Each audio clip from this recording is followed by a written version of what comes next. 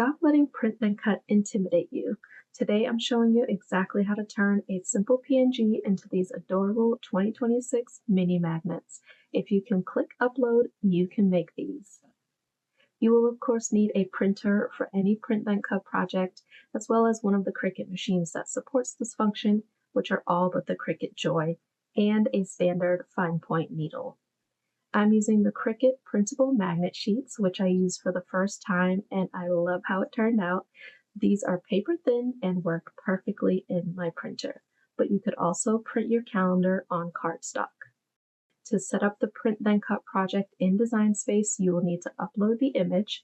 On the left side of the canvas, click Upload, then Upload Image, and browse to locate your file. Once the image loads, click Continue. We'll ignore the background remover prompt and click Apply and Continue. Next, we want to select Flat Graphic, which says for Print Then Cut right underneath it, and click Continue. You can rename your image and save it to a collection, then click Upload, which finally adds it to the canvas. Now, I created this calendar in Canva and it's linked for you below, but before we print it, we're going to resize it. And I like to use a Print Then Cut template that I found in Design Space, and it's by Rachel Hober. You can search for it in projects, but I'll also link to it below. This just helps to maximize the printable area on the page. So I'm going to add this into my canvas, and I'm just going to click Edit a Copy to bring that in. Then we'll have to go back and insert the image again, but it'll be uploaded already.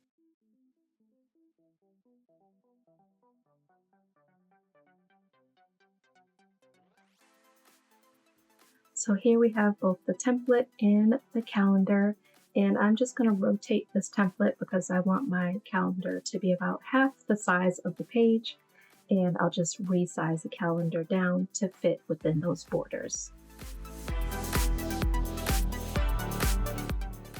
If you wanted to, you could duplicate this and make one for a friend, and at this size, you can fit two on one page.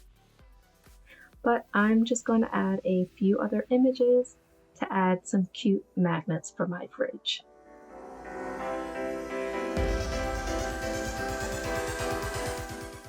Now here is my template all filled in, and I did add an offset to a few of these images.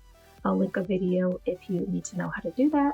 And now that everything is placed within the template borders, we can hide the template and then select all the images and click Attach to keep the placement just like it is on the mat preview.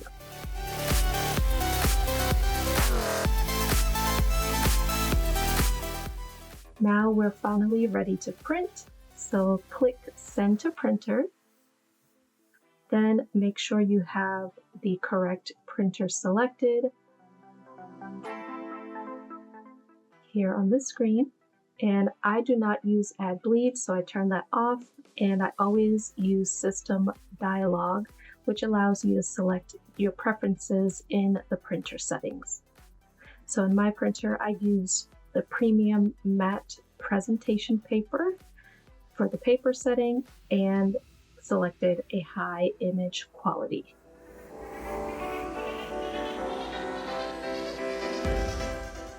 And look at just how vibrant those colors are. Now I did let this sit for about 10 minutes to make sure the ink was completely dry, and if you're nervous about wasting a sheet of magnet paper, feel free to practice on a plain piece of copy paper first. One thing to note is that there is a little arrow on one corner of your printout.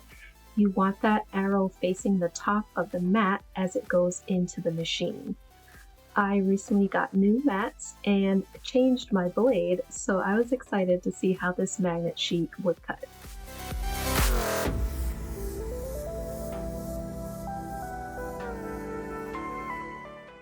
Now once you have the magnet sheet on the mat, just follow your machine prompts and watch as it scans the registration marks and cuts each of your images.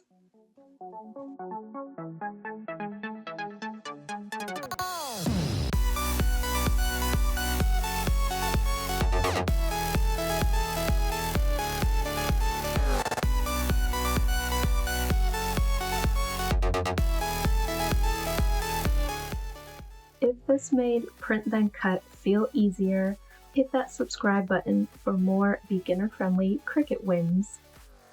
Don't forget to check the description for the free calendar download and links to everything you need for Print Then Cut success.